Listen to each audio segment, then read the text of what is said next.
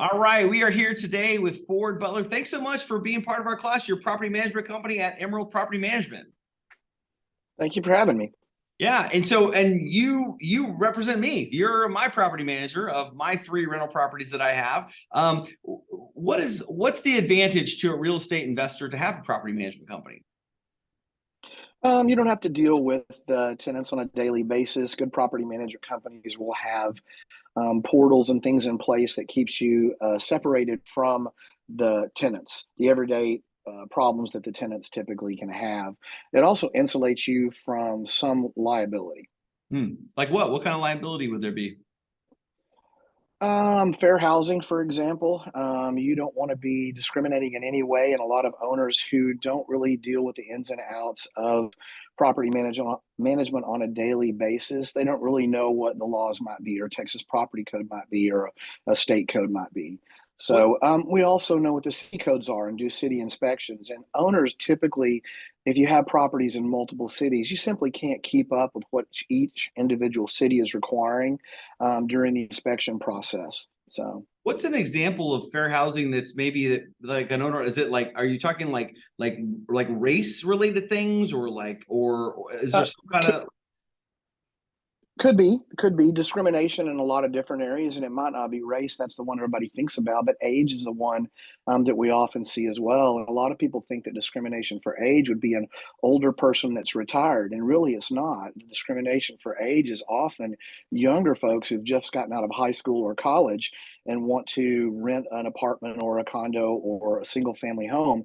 They don't have a lot of experience in renting, and an owner, if you're not careful and you were to give ages during the presentation of the background check, an owner may say, well, I don't want somebody who's 19 in my house, even though they may be very well qualified, or I don't want 23-year-old college students in my property. So wow? again, everybody wants that retiree that's got an income coming in and a little poodle. But as a general age discrimination, people think that it's the elderly, and it's really the younger folks.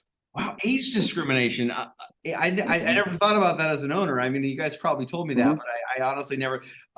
So wow, that's interesting. So like, what about like discriminating against maybe a family that has kids? What if I say, well, like, I don't want to have kids in my house? Well, during our background checks that we do for an owner like you, we will tell you that there's minors on the property. We specifically don't talk about the children's ages because we don't want you to discriminate for children. It's a protected class. Wow, Um, so yeah.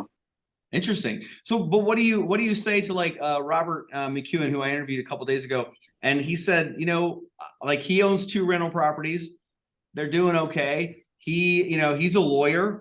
He knows the law, I guess, pretty well. I don't, he actually practices family law, so I don't know that he knows real estate law so Mhm. much. But he says, look, it's going to impact my bottom line. I think I pay 8% of my real estate, my gross revenue goes to you guys. You guys also take the first month of a new tenant that goes in there, and there's also a fee for like, flipping over or a tenant signing a new agreement. There's a fee for that. There's some things in there that are fees. What do you say to someone like Robert who says, I just want to do it myself?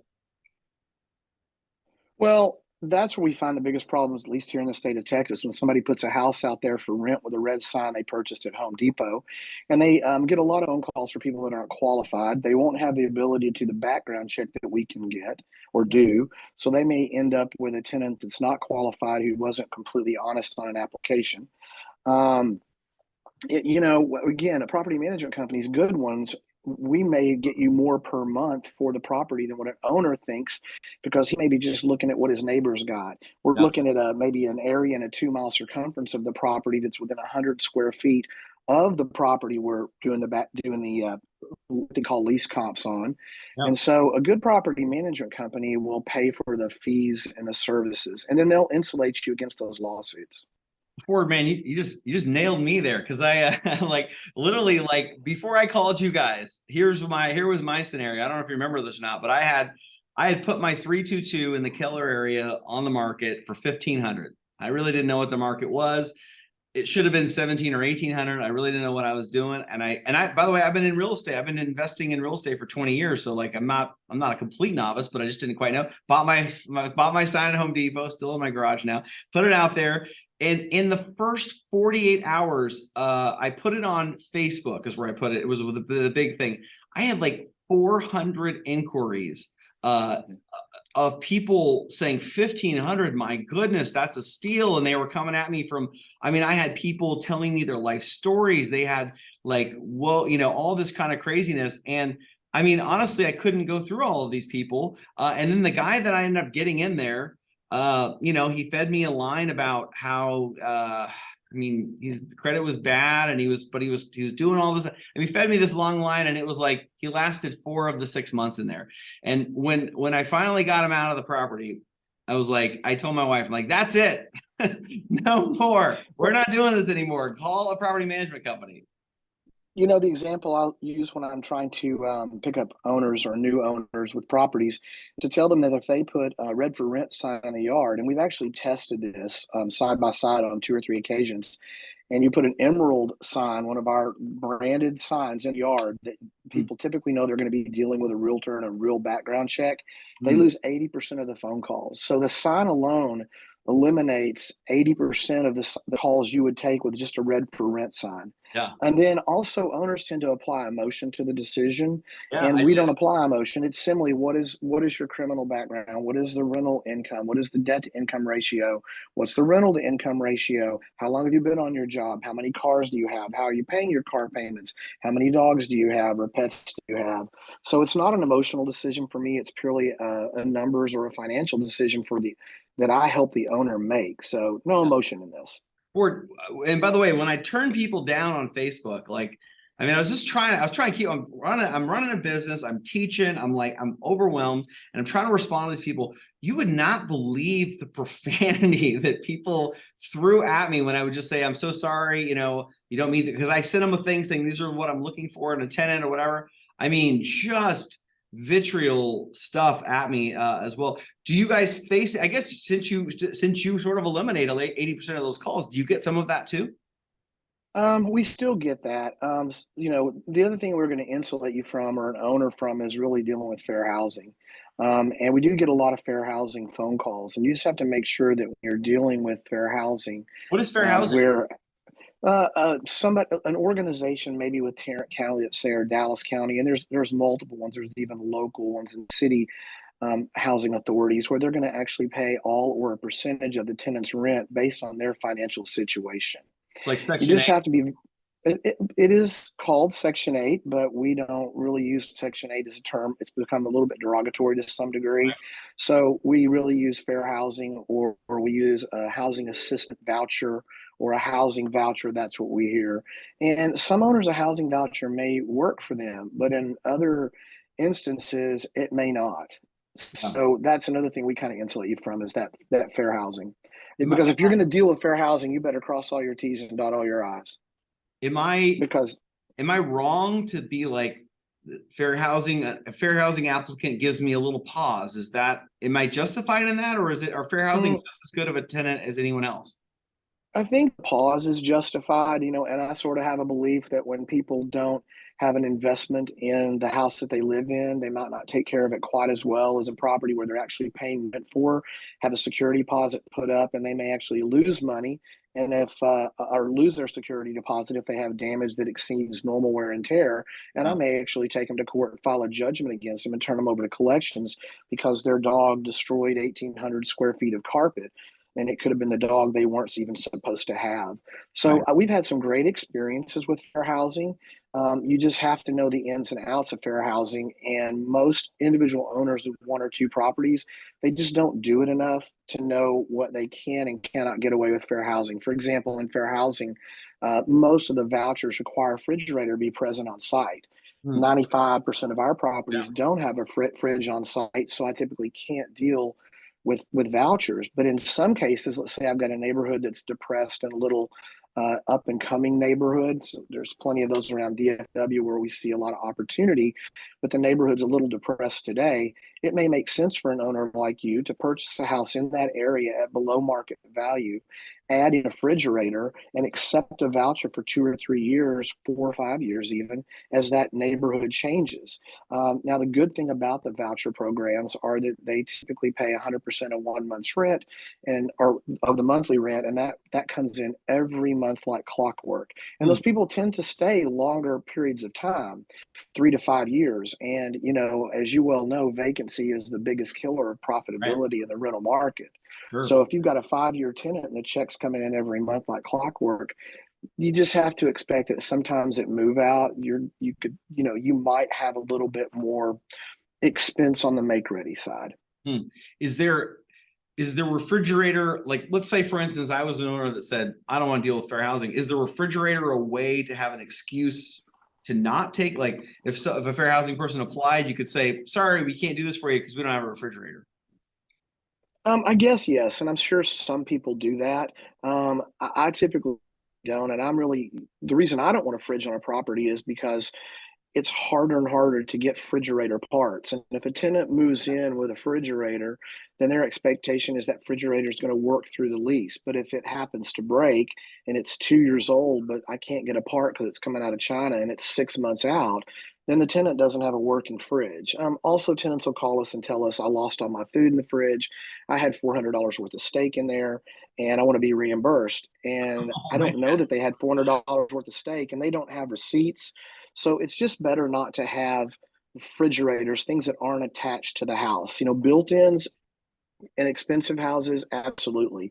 You can't take them out. But if it's a refrigerator that can be rolled out of the property, I prefer them not to be there. Same with washer and dryers.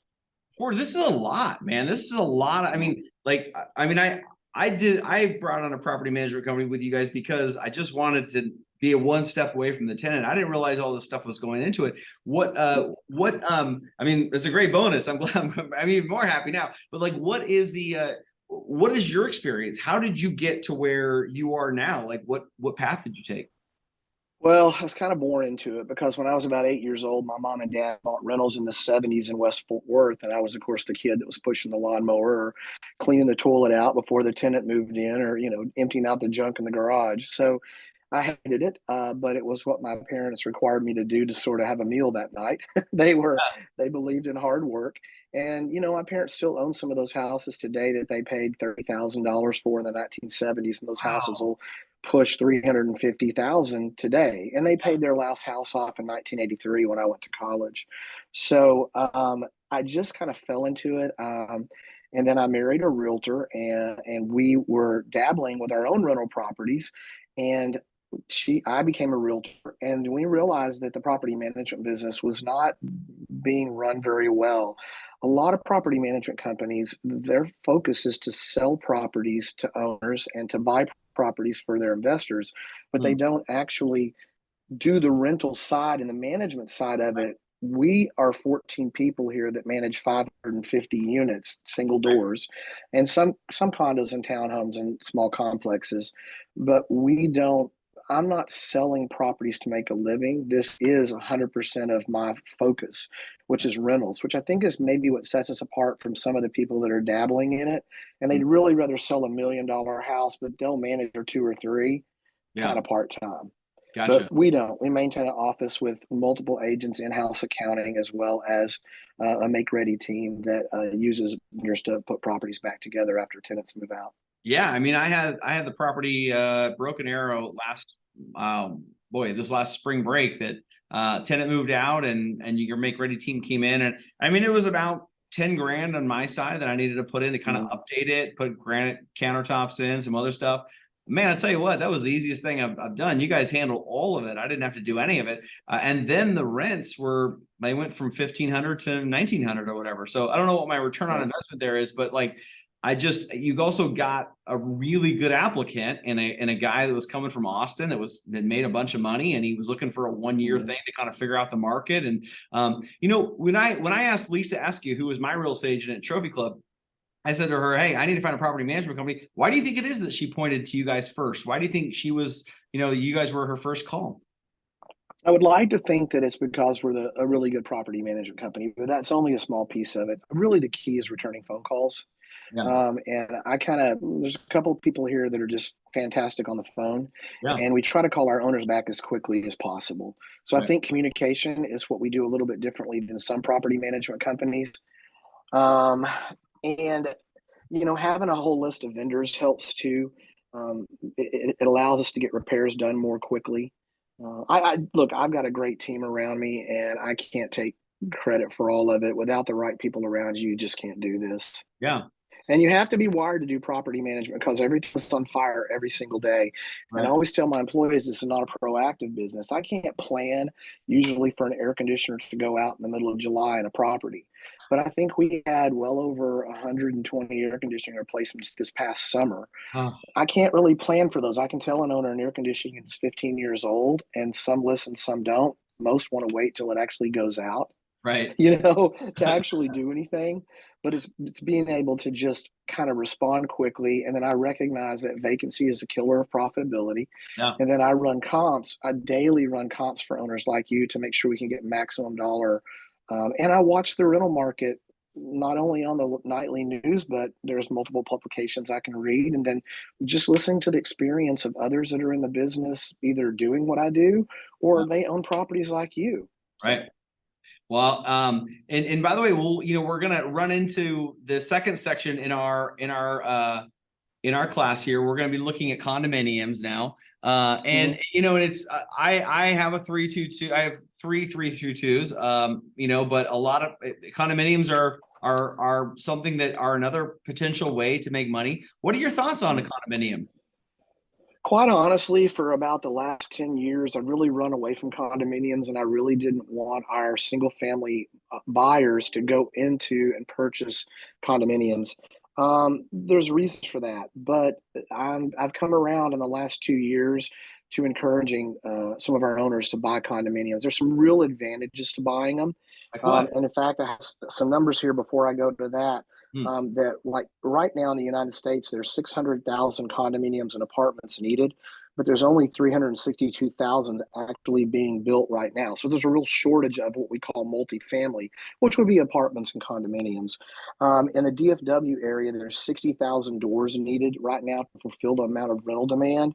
And right now they're Wow. building 40,000 doors. So we're going to be 20,000 doors short if people continue to relocate to Texas from Well, I should other buy. I cities. should I should go buy a condo right now, right?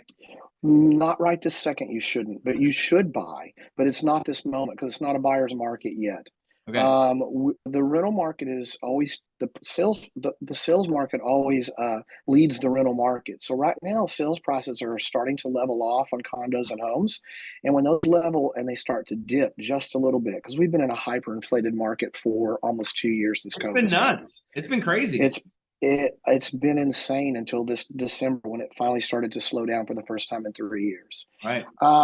And so it's not quite a buyer's market yet, but I think it's going to be there in the next 6 to 12 months as interest rates creep up. The government controls those, the Fed. So as interest rates creep up, um, the price of houses will go down because our people aren't able to buy as much house for the same amount of money. Right. So I think it's getting to the time where you should be buying multifamily stuff.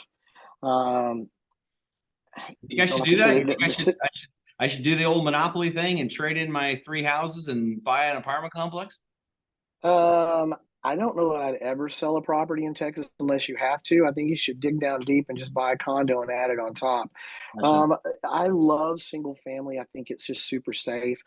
The advantage to a condo is that, or apartment, for example, is that you get more living square footage on a smaller piece of land.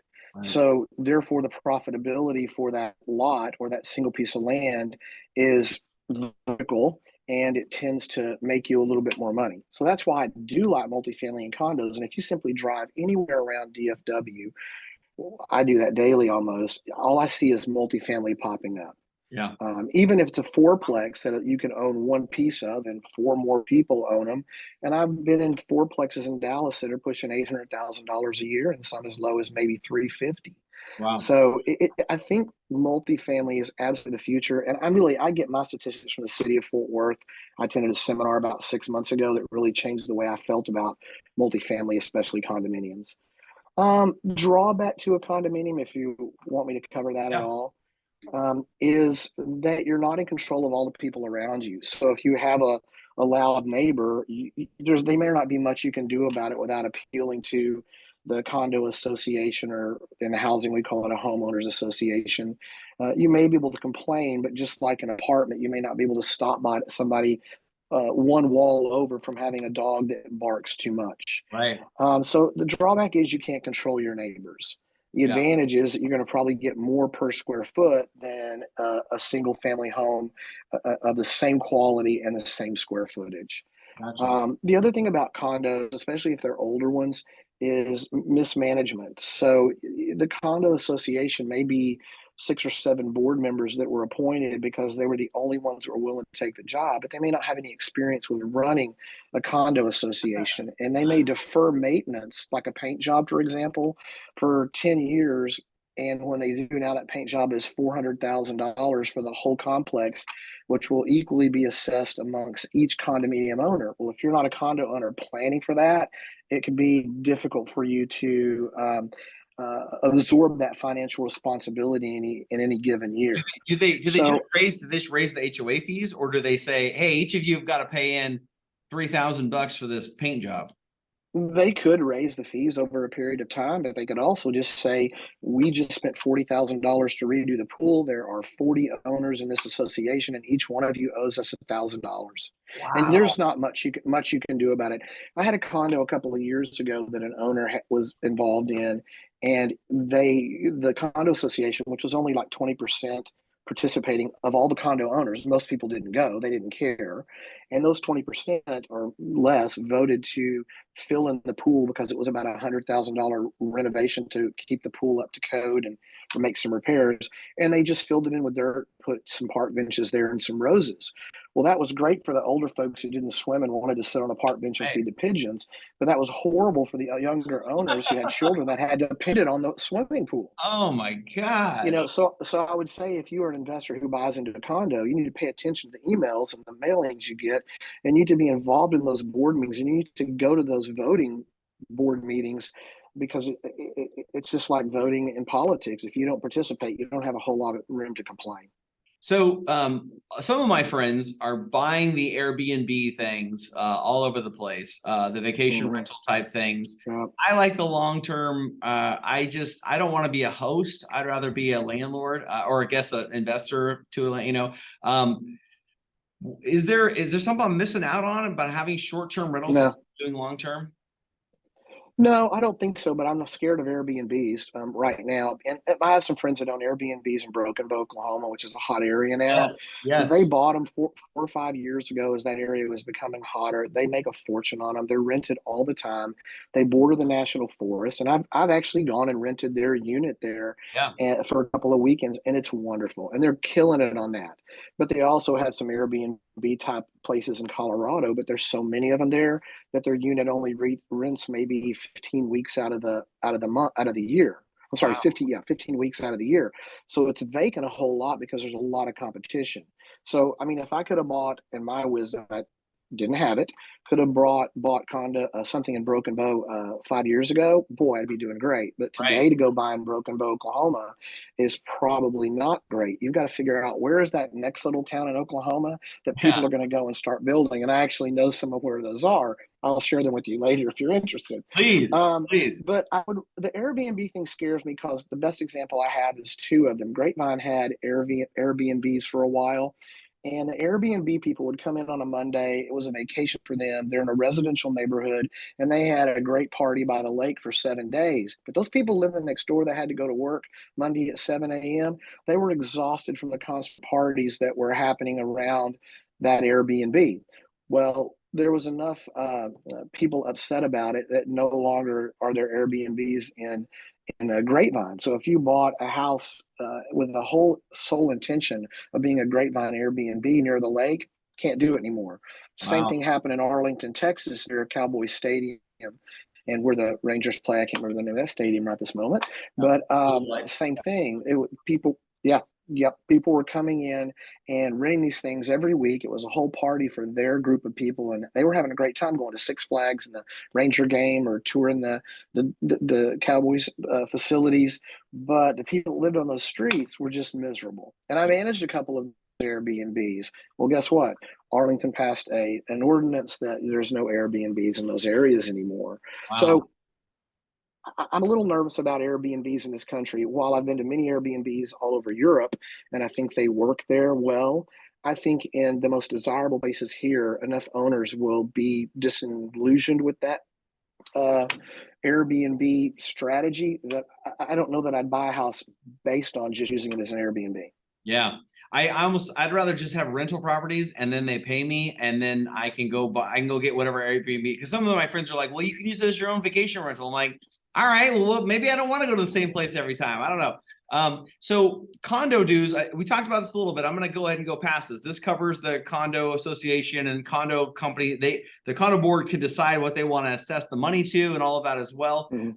Mhm. But why are amenities such a vital part of the condo like sales process? Well, I mean, look, everybody wants to swim in a swimming pool, take their kids out there and have a nice Saturday, but they don't want to pay when the swimming pool's pump freezes or when there's a crack in the pool that costs $15,000 to repair. No. They don't want to deal with it when the kid slips and falls and there's a lawsuit.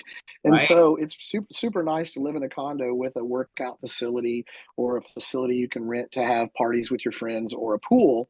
And it definitely adds value. And it reduces a lot of the liability because it's managed and handled through the condo association or the HOA there. Yeah. And It's like having a pool without all the expenses. right. And the HOA, how is the condo insurance policy different from like a homeowner policy? What are the differences? That's a great question. We don't do enough condos to know. I can tell you about the homeowner side of it is that homeowners insurance isn't really shouldn't vary from what we call a landlord policy. So I tell our owners when they buy a home, and I tell them this on condos too, but I don't get involved with who they choose to insure their properties. That's not something we do. I just need to make sure they have insurance. Yeah. So I tell them that if your insurance company you're with raises your insurance rate for the condo you own or a single family home, let me give you the name of 5 different insurance companies that won't. Yeah. Interesting. Okay. But I'll tell you this though: all insurance companies that cover condos and homes, they don't like vacancy. Yeah. They don't want to see them sit vacant because it could be vandalized or Right. something could happen horrible to the unit that affects other units or burns a house to the ground or whatever because somebody broke in the winter to try to stay warm because they were homeless. So Right. Right. vacancy is bad in so many different ways, which is why we try to list our houses the last 30 days of a current tenant so that we have a new tenant moving in within 5 to 7 days of the last tenant vacating. So condo associations, insurance companies just hate vacancy. And the bylaws that these guys have. So like if my neighbor is playing his drums at midnight, I can go and say, hey, the bylaws say there's a quiet time at 9 o'clock, right? That is that kind of what the bylaws are there to protect? They are. I mean, the bylaws protect a lot of different things. It doesn't mean your neighbor's not going to still play the drums in the middle of the night. And you do have some recourse. Apartments, you can go down and complain to management. Some condo associations are very easy to reach, and Yeah. they will enforce those bylaws. A lot of times, a tenant will come, if we manage the condo, the tenant will reach out to us because they have a relationship with us, and then we'll go to the HOA or the condo association or whoever we have listed in our portfolio paperwork and we'll say, hey, we've got an issue with the condo next door. The biggest issue with condos we get is usually cigarette smoking. Right. So someone's smoking in a unit next door that the people we manage for, there's no smoking allowed in any That's of my awful. units. Yeah. Yeah, and they smell it through the vents. That's the biggest Right. one we deal with. So when it comes to like the annual meetings, then like if I were to go buy a condo, could you go represent me at the HOA annual meeting? And yes, technically we could if you assigned us to go Like by represent you, and proxy we or could something as a voter? Like is that how it we works? could. We could, and you could give us the proxy to vote. The reality is that we manage 550 to 600 houses, and for me to be able to go to every one of those associate meetings is impossible. Right. It may get to a period where, or a point where my company is large enough that I can assign a full-time liaison to handle that stuff. Right. But Right. but yeah, look, I tell owners all the time, if you've got an HOA, condo association, or some board, if you don't vote, then you don't have any reason to complain. Right. And a lot of condos, they allow you to vote. You don't have to be present at a meeting. You'll generally get an email or maybe some type of a voting document that will allow you to still participate without being there. Yeah. Well, man, Yeah. Ford, I've kept you longer than I said. Man, this is terrific. This is fantastic information. Thanks so much for coming in and being part of our class. Yeah. Yeah. If you need me or anything else, give me a call back.